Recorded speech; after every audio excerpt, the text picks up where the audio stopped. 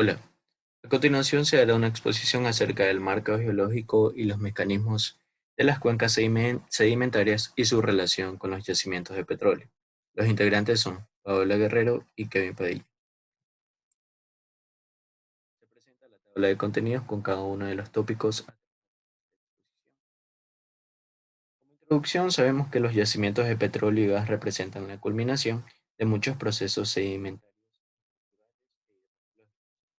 acordes a las características inherentes de las cuencas. Es decir, que la geología del petróleo está estrechamente relacionada con los principales eventos, tanto geológicos y geodinámicos, que pueden clasificarse en órdenes de magnitud como la tectónica global, geodinámica. Ahora bien, ¿qué es una cuenca sedimentaria? La podemos definir como una área que presenta cierto grado de hundimiento, con espesores de sedimentos que generalmente exceden 1 kilómetro. Además que conservan muy bien su forma y estas zonas presentan una alta erosión y son altamente tectonizadas. Es decir, que la superficie de la Tierra presenta una amplia variedad de cuencas sedimentarias, presentes en diferentes etapas de evolución, a distintas edades y con una variedad de contextos geodinámicos. Es decir, que su distribución y características y su clasificación obedecen a una situación geodinámica y un análisis de la geología histórica de la zona. De acuerdo a esto, podemos clasificar los principales tipos de cuenca en las cuencas tipo rift, que se ubican en áreas de cratones. Se asocian con fracturas continentales y a menudo se sigue un movimiento de arco, donde el hundimiento es repentino y activo en una área que anteriormente mostraba una gran estabilidad. Se caracteriza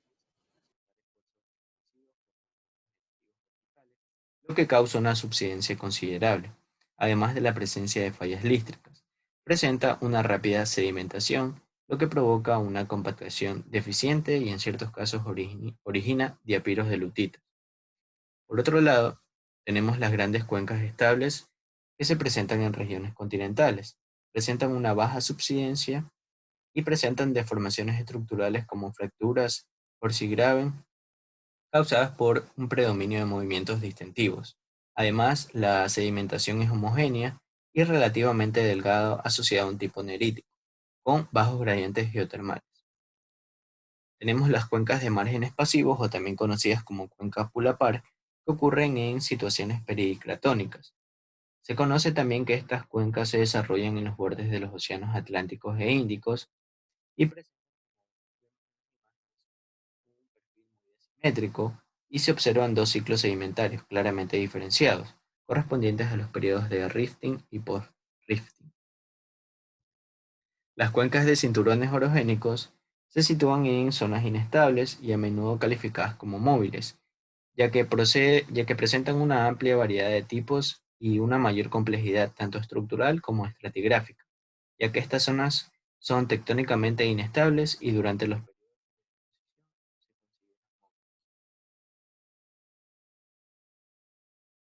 cuando la corteza litosférica reacciona elásticamente a un esfuerzo, las cuencas sedimentarias experimentan una serie de transformaciones que ocurren en un orden lógico. De ahí podemos estudiar la geodinámica de las cuencas sedimentarias con un esquema de tres etapas sucesivas. La primera, la etapa juvenil, se caracteriza por ser el comienzo de la etapa de una cuenca y empieza con un hundimiento activo de tipo rift.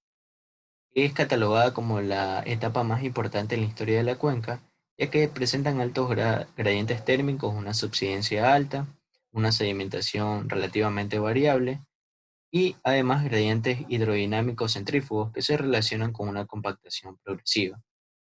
Por otra parte, la etapa madura es considerada como una etapa de disminución progresiva de las flexiones y del hundimiento, y en un marco general se distingue por un movimiento extensivo que provoca el descenso de los márgenes y una elevación de la zona central de la cuenca, y que se pueden manifestar ciertos sistemas de Horsey-Graham.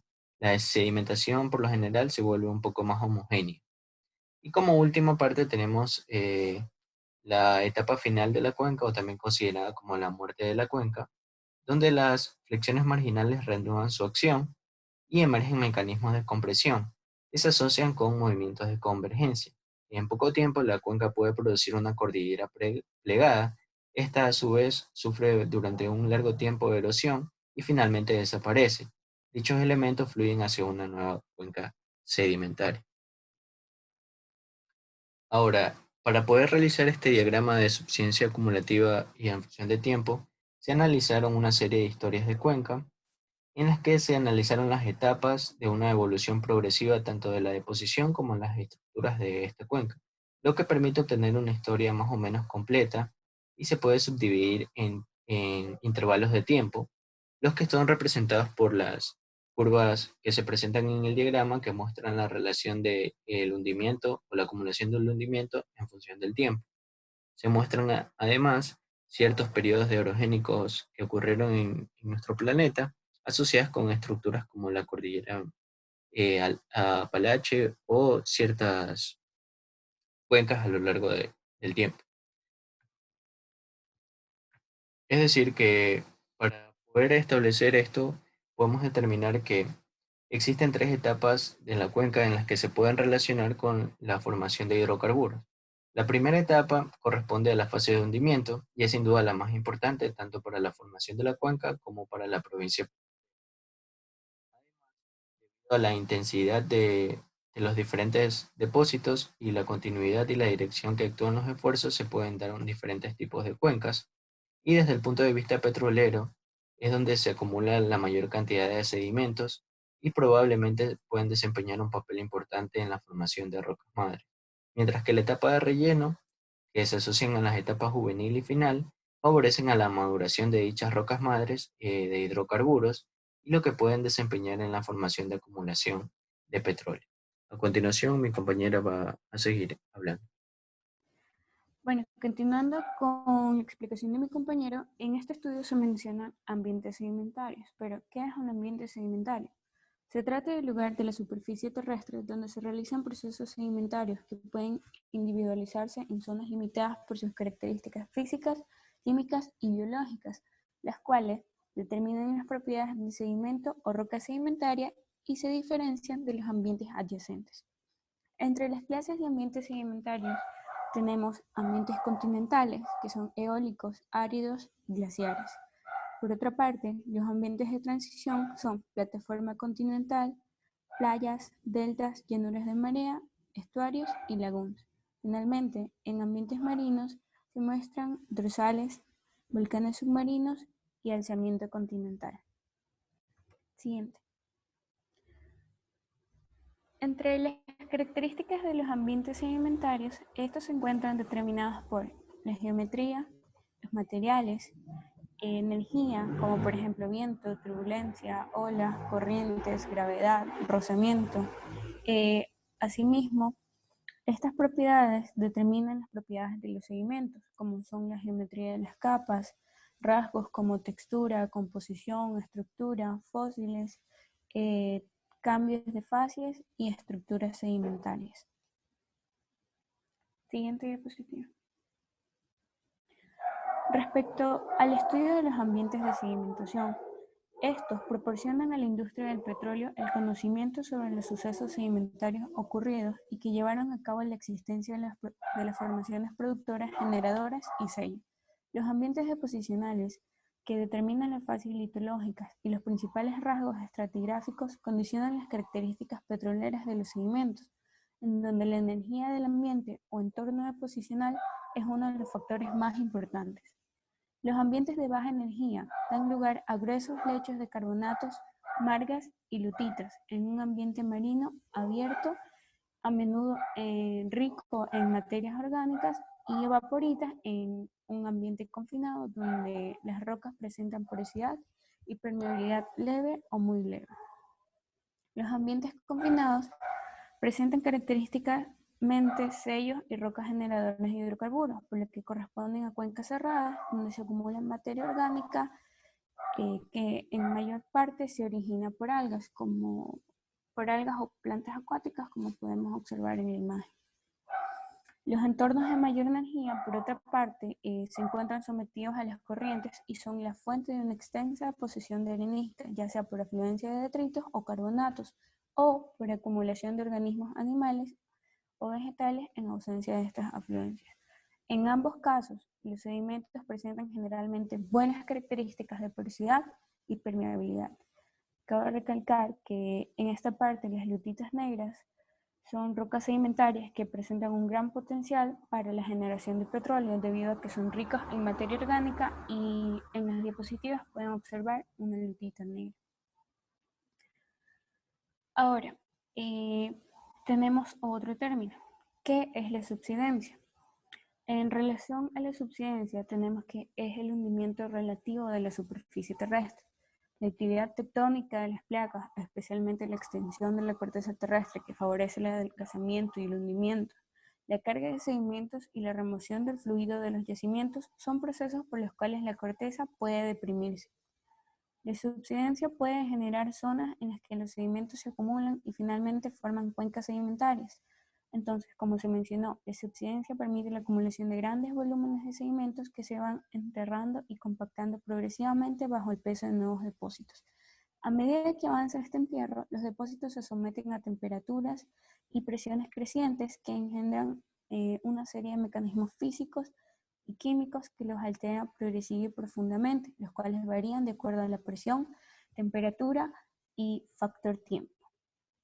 En el caso de los sedimentos susceptibles de alta compactación, como las lutitas, la presión provoca una disminución considerable y rápida del volumen de los poros.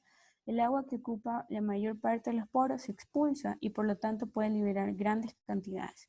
La compactación de carbonos y evaporitas obedece principalmente a mecanismos químicos. Siguiente. A continuación tenemos en la parte de transformaciones minerales asociadas a la subsidencia estos mecanismos que son mecanismos de transformación. En la acción de la temperatura, la presión y las soluciones sobre los sedimentos en enterramiento se reflejan una serie de mecanismos de transformación geoquímicos y mineralógicos que son particularmente marcados en los sedimentos arcillosos. En la etapa de diagénesis, como podemos observar en la imagen, es la suma de todos los procesos físicos, bioquímicos, físico-químicos, mediante los cuales se producen cambios en un sedimento recién depositado después de su deposición, pero antes de su litificación final. Aquí el término de diagénesis se aplica a las transformaciones que ocurren dentro de un rango de reflectancia de vitrinita de 0 a 0.5, que corresponde aproximadamente a profundidades máximas de alrededor de 1200 a 1800. En esta etapa, y relacionando con los hidrocarburos, el agua se enriquece con calcio y se empobrece de sulfatos y carbonos, mientras que los feldespatos se disuelven y el pH se vuelve más alcalino, de forma que estos cambios favorecen la aparición de quirógenos. Luego, en la etapa de diagénesis, la cual corresponde al final de la fase principal de compactación y marca la acción predominante del factor calorífico, se presentan transformaciones. Los minerales y especialmente las arcillas se mantienen constantemente en equilibrio químico con el agua intersticial. En esta área, la esmectita se transforma en minerales de capa mixta e hilita en un ambiente alcalino y la caolinita se puede transformar en diquita en un ambiente ácido. Finalmente, en la etapa anquisona o metagénesis, estas zonas vestíbulo de la zona metamórfica se distinguen principalmente por el predominio de hilita y clorita en las arcillas, minerales de alta cristalinidad y por materia orgánica muy elevada, ya que las únicas sustancias orgánicas capaces de estar presentes son anthracita y el metano.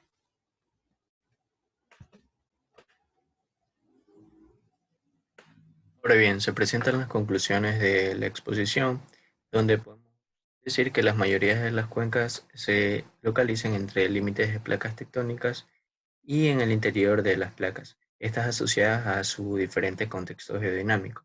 Y como vemos, la geología y la formación del petróleo están estrechamente ligados de acuerdo a los eventos geológicos y geodinámicos, sobre todo los movimientos de subsidencia o hundimiento, ya que si no existen cuencas se podría decir de que no existe petróleo.